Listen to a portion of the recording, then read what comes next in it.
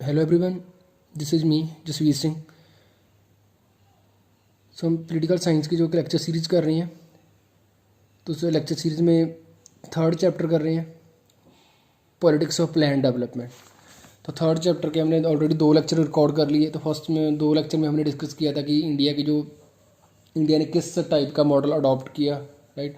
जो देन उसके first 5 year plan था, second 5 year plan, third 5 year plans, और उसके बाद इन प्लान्स का हमने क्रिटिकली इवेल्युएशन किया था कि ये प्लान्स कितने सक्सेसफुल रहे for the rate of development के पॉइंट ऑफ व्यू से। इंडिया में जो रेट ऑफ डेवलपमेंट रहा तो उसके पॉइंट ऑफ व्यू से कितने इंपॉर्टेंट थे जो 5 ईयर प्लान थे। तो जो हमने फर्स्ट जो 2 लेक्चर रिकॉर्ड किए उसमें डिस्कस कर लिया। थर्ड लेक्चर में हमें जो टॉपिक डिस्कस करने हैं तो उसमें डिस्कस करेंगे कि एग्रीकल्चर और इंडस्ट्री को लेके जो पंडित नेहरू और उसके जो मिनिस्टर्स थे, तो उनमें कहीं ना कहीं उनको कंट्रोवर्सीज थी। कुछ लीडर्स बोल रहे थे कि हमें एग्रीकल्चर को प्रायोरिटी देनी चाहिए, कुछ बोल रहे थे कि हमें मैन्युफैक्चरिंग को भी प्रायोरिटी मिलनी चाहिए, उसको भी, वो भी इक्वली इंपॉर्टेंट है, ठीक है ना। तो उसके फेवर में कुछ आर्गूमेंट्स करेंगे कि इंडस्ट्री क्यों इंपॉर्टेंट थी, एग्रीकल्चर क्यों इंपॉर्टेंट थी, एंड देन जो यहाँ पर कुछ और टॉपिक्स हैं लाइक पब्लिक सेक्टर को क्यों चूज़ किया गया इंडिया के पॉइंट ऑफ व्यू से, पब्लिक सेक्टर ही इंपॉर्टेंट क्यों था। तो उस टाइप के कुछ जो क्वेश्चन हैं तो उस टॉपिक में हम कवर करेंगे। So let's start. Agriculture versus industry से शुरू करते हैं। तो यहाँ पर कुछ की एरियाज़ थे कंट्रोवर्सीज़ को लेके। सबसे पहले 2 जो इंडिया में स्टार्टिंग जैसे ही प्लानिंग कमीशन बनाया गया, planning commission in front of planning commission जो सबसे बड़ा चैलेंज था कि इंडिया में एग्रीकल्चर को प्रायोरिटी देनी है या इंडस्ट्री को। सो दोनों में से किसको प्रायोरिटी दी जाए। तो फाइनली डिसाइड हुआ कि इंडिया में एग्रीकल्चर जो फर्स्ट 5 ईयर प्लान होगा तो उसमें एग्रीकल्चर को ही प्रायोरिटी दी जाएगी, बिकॉज 70%, मोर देन 70% इंडिया की पॉपुलेशन वो एग्रेरियन सेक्टर से में एंगेज्ड है, जुड़ी हुई है। वो एग्रीकल्चर के साथ किसी न किसी डायरेक्ट या इनडायरेक्ट वे से वो लोग जुड़े हुए हैं, ठीक है ना। दैट्स वाई इंडिया में जो फर्स्ट 5 ईयर प्लान था तो उसमें एग्रीकल्चर के ऊपर फोकस किया गया, एग्रीकल्चर वर्क्स किए गए, लाइक फार्मर्स को बहुत सारे इंसेंटिव्स देने के लिए बहुत सारे जो इनिशिएटिव्स लिए गए। तो उसमें कुछ इरिगेशनल फैसिलिटीज़ आ गई, जैसे भाखड़ा नंगल डैम इंडिया का जो फर्स्ट इंपॉर्टेंट डैम प्रोजेक्ट था 1948 में, इसको इनिशिएट शुरू कर दिया गया, ठीक है। तो उस टाइप के जो काफ़ी इंपॉर्टेंट प्रोजेक्ट्स हैं एग्रीकल्चर से रिलेटेड पहले 5 ईयर प्लान में लिए गए, स्टेप्स लिए गए for the development. But parallelly तो वहीं पर जब फर्स्ट 5 ईयर प्लान बना तो वहाँ पर कुछ लोग बोल रहे थे कि यहाँ पर एग्रीकल्चर होना चाहिए, बट वो बोल रहे कि साथ साथ जो इंडस्ट्री है उसको भी प्रायोरिटी मिलनी चाहिए, बिकॉज इंडस्ट्री जो एक कंट्री का मैन्युफैक्चरिंग सेक्टर भी उतना ही इंपॉर्टेंट होता है जितना उसकी एग्रीकल्चर।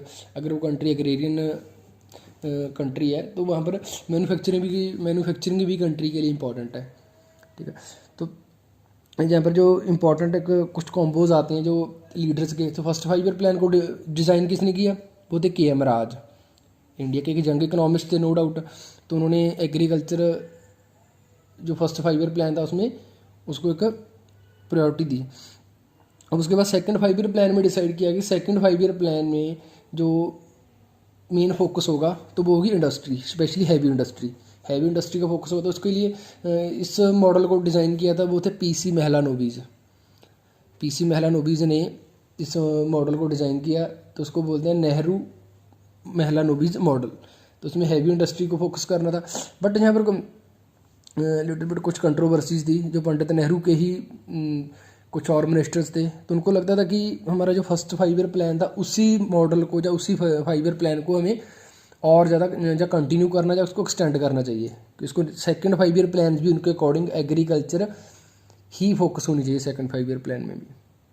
तो उसके लिए 2 यहाँ पर रिनोन्ड इकोनॉमिस्ट थे, इंडिया के मिनिस्टर्स थे, तो उनके बारे में स्पेशली उनको यहाँ पर ऐड करना चाहूँगा। तो first one is JC. Kumarappa, जो महात्मा गांधी के फॉलोअर भी थे, एक टाइप से उनके फॉलोअर भी थे, और उनकी जो आइडियोलॉजी थी उसको काफ़ी इंस्पायर्ड थे। तो उन्होंने एक जे.सी. कुमारप्पा इकोनॉमिस्ट थे, उन्होंने एक अल्टरनेटिव प्रिपेयर किया था, उसका ब्लूप्रिंट बनाया, प्लानिंग उन्होंने की थी। उनके अकॉर्डिंग इंडिया में अगर इंडस्ट्री पे फोकस करना है तो रूरल इंडस्ट्रियलाइजेशन होना चाहिए। मीन्स जो विलेजेस हैं, जो गाँव हैं, तो वहाँ पर इंडस्ट्री सेटअप होनी चाहिए। इससे क्या होगा, इससे एक तो जो रूरल सेक्टर है, जो रूरल पॉपुलेशन है, एक तो उसका बेस स्ट्रांग होगा, सेकेंडली इंडस्ट्रियलाइजेशन भी हो जाएगी, ठीक है ना। तो जो उनका ब्लू प्रिंट लेके आए थे तो उसके ऊपर उन्होंने काफ़ी बट जो उनका प्लान जो इम्पोज नहीं किया गया, इसको इम्प्लीमेंट नहीं किया गया, इम्प्लीमेंट किया गया था महलानोबिस का। बट ये जस्ट उनका एक सजेशन था, उन्होंने का प्रिपेयर किया था अपने बिहार पे, अपने बेसिस पे उन्होंने एक अल्टरनेटिव दिया था कि अगर हमने इंडस्ट्रियलाइजेशन करनी भी है तो रूरल इंडस्ट्रियलाइजेशन पे फोकस करें, ना कि अर्बन पे। तो ये उनका ब्लूप्रिंट था JC कुमारप्पा का। उसके बाद चौधरी चरण सिंह भी एक कांग्रेस पार्टी के इंपॉर्टेंट लीडर थे। बेसिकली वो यूपी से आते थे और एक किसान लीडर थे। तो वो भी इस चीज़ पे फोकस कर रहे थे कि इंडिया में जो फोकस होना चाहिए सेकंड 5 ईयर प्लान भी, तो उसमें भी एग्रीकल्चर को ही प्रायोरिटी मिलनी चाहिए, ना कि मैन्युफैक्चरिंग को। क्लियर है। तो जो कुछ कंट्रोवर्सीज थी हो गया इसको लेके। देन यहाँ पर कुछ अब एक चेक लो, तो यहाँ पर आपको मिलेगा कि money allocated under first 3-5 year, जो पहले 3-5 साल के लिए प्लान प्रिपेयर किए गए 1951 से लेके 56 तक फर्स्ट, 61 तक सेकंड 5 ईयर प्लान था, देन 66। तो 3 जो 5 ईयर प्लान थे, तो इसमें पर तो उसमें आपको यहाँ पर मनी एलोकेटेड, यहाँ पर जो मनी उनको अलॉट की गई, एलोकेट की गई, तो जो की गई, तो उसमें अलग अलग सेक्टर्स को कितनी, तो इससे आपको इंपॉर्टेंस पता चलेगी किस सेक्टर को कितना ज़्यादा वो इंपॉर्टेंट था, बिकॉज जो चीज़ जिस चीज़ पे फोकस करना है उसको ज़्यादा पैसा अलॉट किया गया। तो यहाँ पर बेसिकली पब्लिक सेक्टर को 960 करोड़ पब्लिक सेक्टर को दिया गया। तो उसमें एग्रीकल्चर आ गया, इंडस्ट्री है, एनर्जी को लेकर, ट्रांसपोर्ट और सोशल सर्विसेज को लेकर टोटल बजट बनाया गया। तो उसके बाद जो सेकंड 5 ईयर प्लान में पब्लिक सेक्टर को 4600 करोड़ दिया गया। थर्ड 5 ईयर प्लान में 8580 करोड़। तो ये तो आपको पब्लिक सेक्टर के, बाकी जो कुछ अमाउंट थी वो प्राइवेट सेक्टर को दी गई। यहाँ पर जो डिफरेंसेस क्लियर हैं कि जो पब्लिक सेक्टर है उसको पैसा ज़्यादा अलॉट किया गया, बिकॉज इंडियन गवर्नमेंट के पॉइंट ऑफ व्यू से इंडिया में जो पब्लिक सेक्टर है तो वो इंडिया का एक स्ट्रॉन्ग बेस बनाने के लिए काफ़ी इंपॉर्टेंट है। मीन्स उन्होंने डायरेक्टली कुछ नहीं रखा कि पब्लिक सेक्टर हमने प्रमोट करना है या प्राइवेट सेक्टर, तो दोनों सेक्टर को साथ लेके चले, बट उन्होंने इसमें ज़्यादा इंपॉर्टेंस दी पब्लिक सेक्टर को। तो एक पॉइंट था। तो यहाँ पर कुछ आर्ग्यूमेंट्स हैं in favour of industrial development, कि इंडिया में इंडस्ट्रियल डेवलपमेंट को लेके कुछ आर्ग्यूमेंट्स की सपोर्ट में कुछ जो आर्ग्यूमेंट्स किए गए हैं। फर्स्टली तो कंट्री की जो रैपिड इकोनॉमिक डेवलपमेंट के लिए कंट्री में इंडस्ट्री होनी मोस्ट इम्पॉर्टेंट होती है। किसी कंट्री का अगर उसने डेवलप करना है तो उसका नो डाउट उसका एग्रीकल्चर सेक्टर, अगर कोई कंट्री एग्रीकल्चर बेस्ड कंट्री है तो उस वहाँ पर एग्रीकल्चर में भी डेवलपमेंट हो जाए, बट वहाँ की उसका इंडस्ट्री या मैन्युफैक्चरिंग सेक्टर भी स्ट्रांग होना चाहिए। तो उसका फॉर एग्जांपल एक कंट्री है तो कंट्री की जितनी पॉपुलेशन है उनको कंज्यूम करने के लिए, चीज़ें यूज़ करने के लिए उनको जो प्रोडक्ट चाहिए वो कहाँ पे बनने चाहिए। अगर हम कंट्री में नहीं मैन्युफैक्चर होंगे तो वो दूसरी कंट्री से इंपोर्ट किए जाएंगे। अगर वो कुछ प्रोडक्ट इंडिया में वो मैन्युफैक्चर नहीं होते तो हम क्या करेंगे, उसको दूसरी कंट्री से इंपोर्ट करेंगे, दूसरी कंट्री से मंगवाएंगे। तो उससे बेटर ऑप्शन क्या है कि वो चीज़ें कंट्री में ही मैन्युफैक्चर होनी चाहिए। मीन्स इंडस्ट्री का नो डाउट इंडस्ट्री का एक बहुत इंपॉर्टेंट रोल होता है in the development of a nation. Country को डेवलप करने में बहुत इंपॉर्टेंट रोल है, प्ले करती है इंडस्ट्री। तो एक तो इकोनॉमिक डेवलपमेंट के लिए, सेकंड ज़्यादा जो अपॉर्चुनिटीज़ हैं, जो इससे क्या हो गया, अगर कंट्री के पास चीज़ें उस कंट्री में मैन्युफैक्चर होती हैं, बनती हैं, तो हम दूसरी कंट्रीज़ को एक्सपोर्ट कर सकते हैं इंडस्ट्रियल गुड्स, ठीक है ना। इससे कंट्री का जो फॉरेन रिजर्व है या फॉरेन एक्सचेंज है कंट्री के पास, लाइक जैसे US डॉलर है, दूसरी कंट्री के करेंसी का एक रिजर्व हो जाएगा। रिजर्व में हमें क्या हेल्प करेगा, आफ्टर दैट हमें कोई भी किसी भी कंट्री से कुछ परचेज़ करना है, जैसे कच्चा तेल वगैरह, तो वो हम चीज़ बड़ी ईजिली, अगर हमारे पास रिजर्व होगा US डॉलर का, हम उसको US डॉलर में परचेज़ कर पाएंगे। देन थर्ड, तो उसके बाद जो फॉरेन इन्वेस्टर्स हैं तो उनको प्रेफरेंस देनी इन्वेस्टमेंट के लिए। जो फॉरेन इन्वेस्टर होते हैं वो कभी एग्रीकल्चर में इन्वेस्ट नहीं करते, इंडिया में आके लैंड परचेज नहीं करेंगे, बिकॉज राइट नहीं करेंगे। मीन्स वो इन्वेस्ट किस में करेंगे, वो इन्वेस्ट करेंगे फैक्ट्रीज़ में, इंडस्ट्री में इन्वेस्ट करेंगे। तो अगर फॉरेन इन्वेस्टर्स को वो प्रेफरेंस देते हैं इंडस्ट्रियल सेक्टर को ज़्यादा, एग्रीकल्चर सेक्टर से ज़्यादा। तो ये इसीलिए भी इंडस्ट्रियल जो डेवलपमेंट है या इंडस्ट्री इंपॉर्टेंट बन जाती है। नेक्स्ट इसमें आ जाती है, अगर कंट्री की जो इंडस्ट्रियल डेवलपमेंट है वो एग्रीकल्चर का जो बर्डन है, जो एग्रीकल्चर में लोग 70% पॉपुलेशन एग्रीकल्चर में एंगेज्ड जुड़ी हुई है, तो उसका बर्डन कम करते हैं। उसमें से 10-20-30% पॉपुलेशन वो इंडस्ट्री फैक्ट्रीज़ में काम करने के लिए जाएगी, तो उनको वहाँ पर जॉब मिलेगी। तो इससे क्या होगा, अगर 20% लोग भी एग्रीकल्चर से निकल के इंडस्ट्री में चले गए तो उसका बर्डन कम हो गया एग्रीकल्चर का, तो उसमें भी हेल्प कर दी है। तो दैट्स वाई इंडस्ट्री इंपॉर्टेंट है। नेक्स्ट इंपॉर्टेंट थिंग है दैट इज़ सेल्फ डिपेंडेंट। अगर किसी कंट्री ने सेल्फ डिपेंडेंट बनना है, सेल्फ रिलायंट बनना है, तो उसके लिए इंपॉर्टेंट है कि इंडस्ट्रियली वो कंट्री डेवलप हो, राइट। देन नेक्स्ट, जिन कंट्रीज़ के पास इंडस्ट्री को रन करने के लिए रॉ मटेरियल है, जैसे इंडिया के पास there is a lot of coal and iron ore. India के पास बहुत सारा कच्चा जो कोला और जो लोहा इंडिया में अवेलेबल था, तो दैट्स वाई वो इंडस्ट्री को रन करने में, चलाने में हेल्पफुल होगा। तो इसलिए इंडिया में और भी थोड़ा काम है जो इंडस्ट्री को डेवलप करने का, वो ईजी हो जाता है। देन इंडस्ट्रियल जो डेवलपमेंट है इंडिया के कंट्री को अलग अलग फील्ड में सेल्फ डिपेंडेंट बनाती है। नेक्स्ट, तो जो इसके कुछ फेवर में पॉइंट्स थे कि क्यों क्यों किसी कंट्री के लिए जो इंडस्ट्री है वो इम्पॉर्टेंट है। अगर कंट्री का मैन्युफैक्चरिंग सेक्टर इम्पॉर्टेंट है या स्ट्रॉन्ग है, तो उस कंट्री को डेवलप करने के लिए इन फ्यूचर या एक अच्छी ग्रोथ रेट से ग्रो करने में हेल्प मिलती है। तो इसीलिए जो सेकंड 5 ईयर प्लान था उसमें इंडस्ट्री को फोकस किया गया था, टारगेट किया गया इसमें। तो next topic is public sector versus private sector. Public sector और प्राइवेट सेक्टर हमने दोनों ही डिस्कस कर लिए थे स्टार्टिंग में इस मॉडल। तो यहाँ पर हमने स्टार्टिंग में 2 मॉडल डिस्कस किए थे, एक था कैपिटलिस्टिक मॉडल ऑफ डेवलपमेंट और सेकंड था सोशलिस्टिक मॉडल ऑफ डेवलपमेंट। सो दोनों में इंपॉर्टेंट अलग अलग, दोनों ही एक दूसरे से टोटली डिफरेंट हैं, ठीक है। फर्स्टली जैसे कैपिटलिस्टिक मॉडल ऑफ डेवलपमेंट में क्या है, कैपिटलिस्टिक मीन्स पूंजीवादी, जिसमें पैसा इंपॉर्टेंट है, जो लोग जिनके पास पैसा है वो लोग इंपॉर्टेंट है इसमें। तो उसमें कैपिटलिस्टिक मॉडल ऑफ डेवलपमेंट में होता है कि इसमें पब्लिक सेक्टर को प्रायोरिटी दी जाती है, पब्लिक सेक्टर जो स्ट्रांग होता है इसमें। और सोशलिस्टिक मॉडल ऑफ डेवलपमेंट है, सोशलिस्टिक समाजवादी, तो उसमें जो सोसाइटी है, सोशलिस्टिक लिखा ना सोसाइटी, जो सोसाइटी के लोग हैं, तो पावर किसके हाथ में, in the hands of society. जो इसमें नो डाउट है कि गवर्नमेंट रन करती है कंट्री को, बट इसमें सोसाइटी के वेलफेयर के लिए ज़्यादा जो एफर्ट्स किए जाते हैं।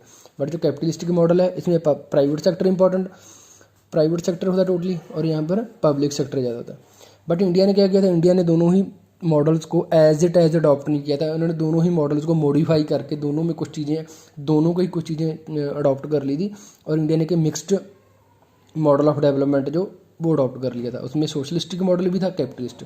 तो उसके अकॉर्डिंग क्या हुआ, इंडिया ने दोनों मॉडल अडॉप्ट कर लिए, मीन्स इंडिया ने पब्लिक सेक्टर भी अडॉप्ट कर लिया प्लस प्राइवेट सेक्टर। इंडिया ने सेक्टर्स भी दोनों ही इंडिया में थे, पब्लिक और प्राइवेट।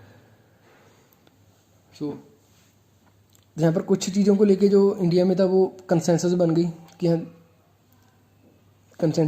जो इंडिया के मिनिस्टर थे स्टार्टिंग में, हमने मिक्स्ड इकोनॉमी अडॉप्ट कर ली। उसके बाद दोनों ही हमारे पास पब्लिक सेक्टर भी है, प्राइवेट सेक्टर भी है। तो जो कुछ लीडर्स थे वो डायरेक्टली सपोर्ट कर रहे थे कि हम इंडिया में प्राइवेट सेक्टर को हमें ज़्यादा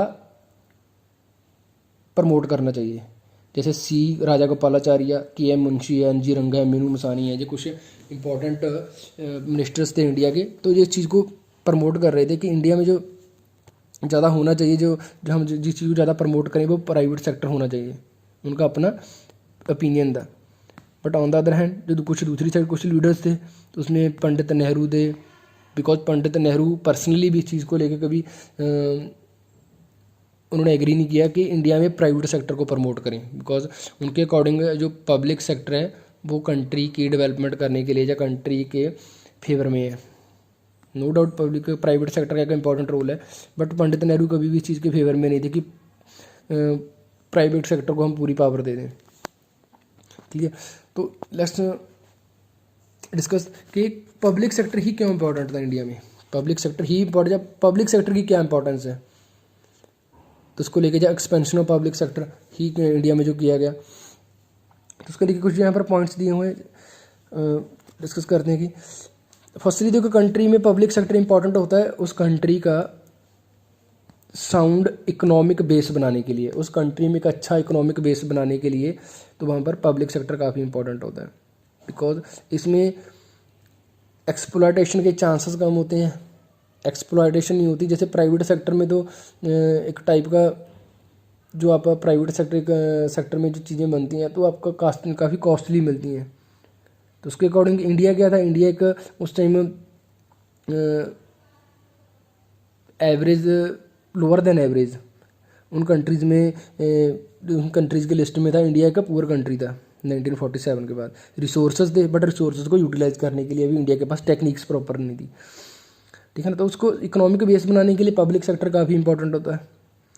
अब अगर हमें उसी टाइम इंडिया इस हालत में नहीं था कि इंडिया उस टाइम में प्राइवेट सेक्टर या लोगों को कॉन्ट्रैक्ट्स दे के कि उनसे काम करवाए, बिकॉज इंडिया के पास इतना फाइनेंशियली इंडिया भी इतना साउंड नहीं था।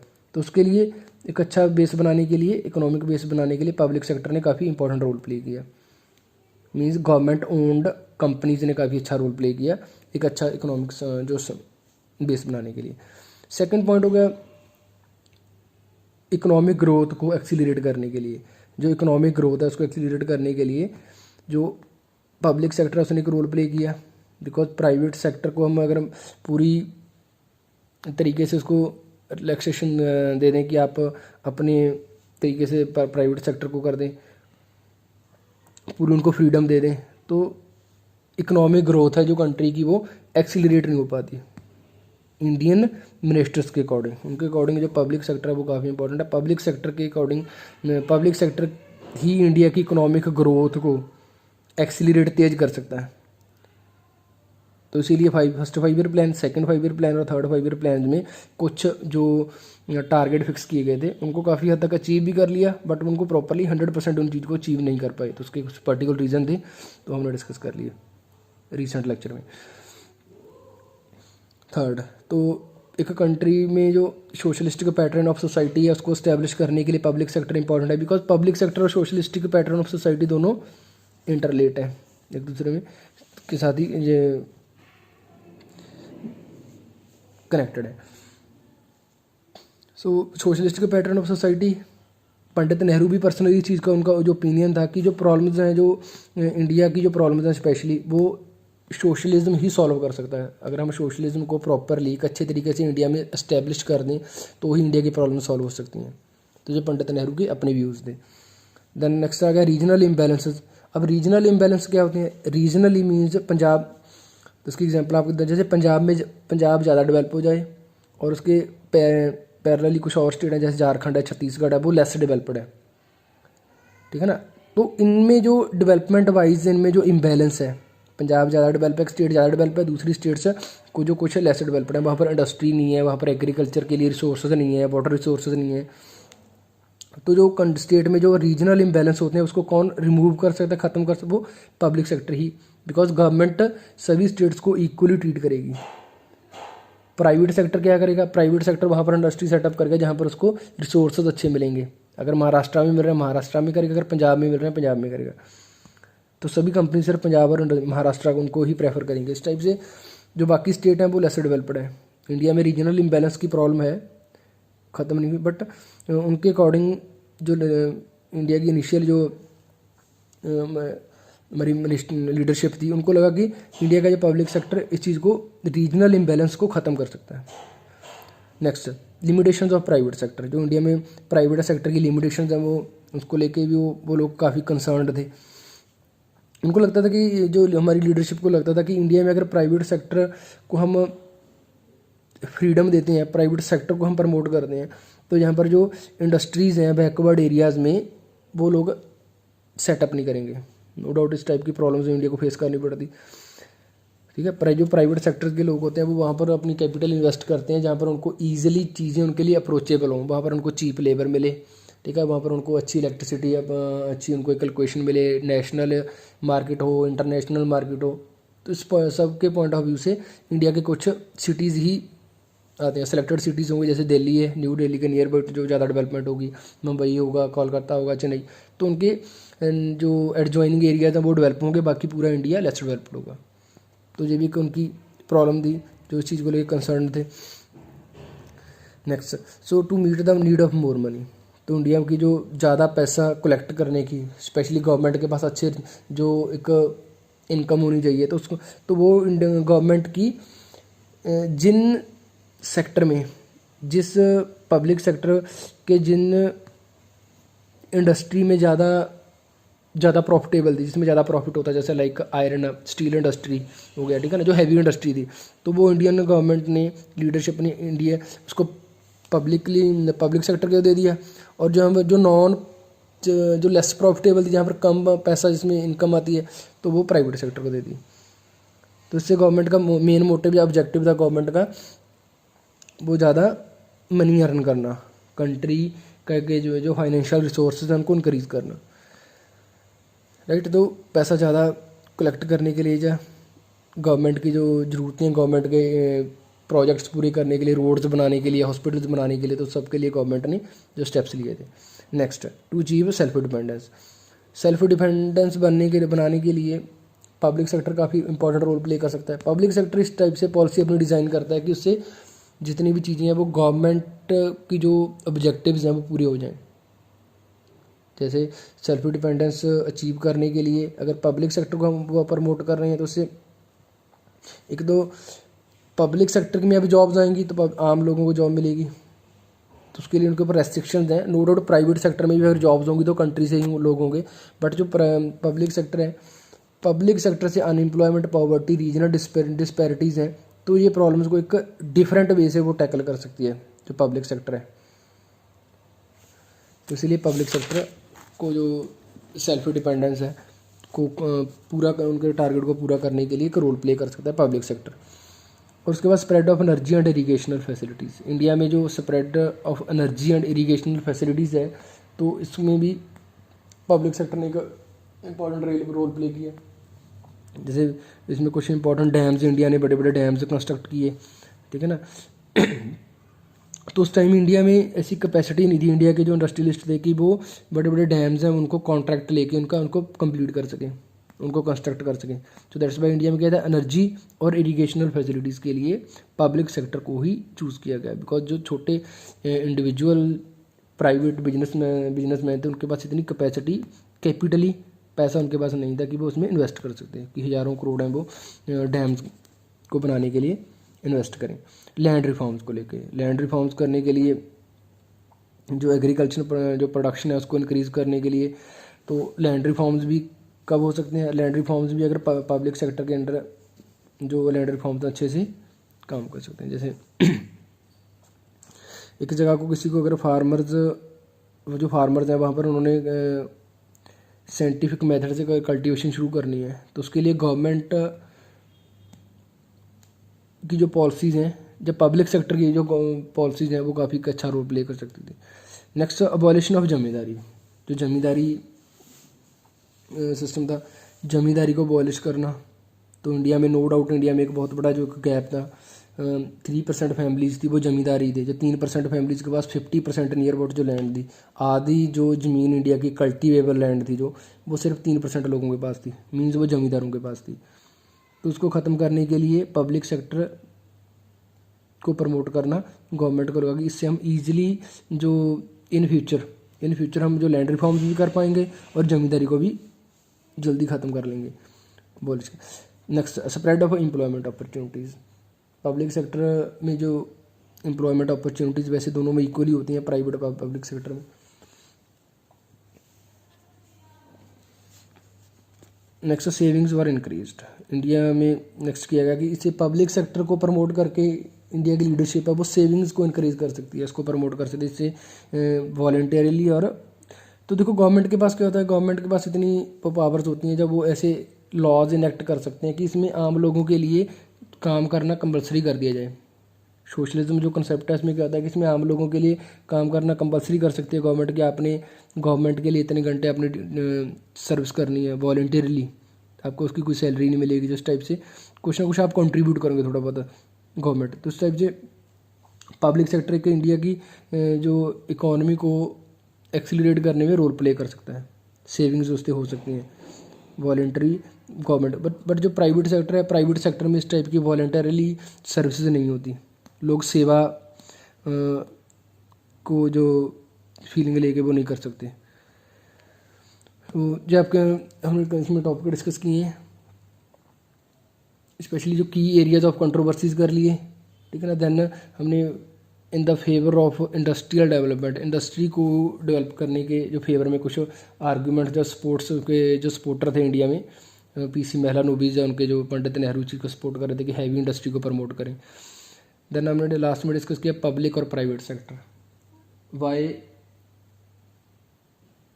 Public sector was more important in India. So India की जो लीडरशिप थी, पंडित नेहरू और उनकी जो टीम थी, उनके अकॉर्डिंग इंडिया में पब्लिक सेक्टर एक इम्पॉर्टेंट रोल प्ले कर सकता है इंडिया को इनिशियली ग्रो करने में। इंडिया को एज अ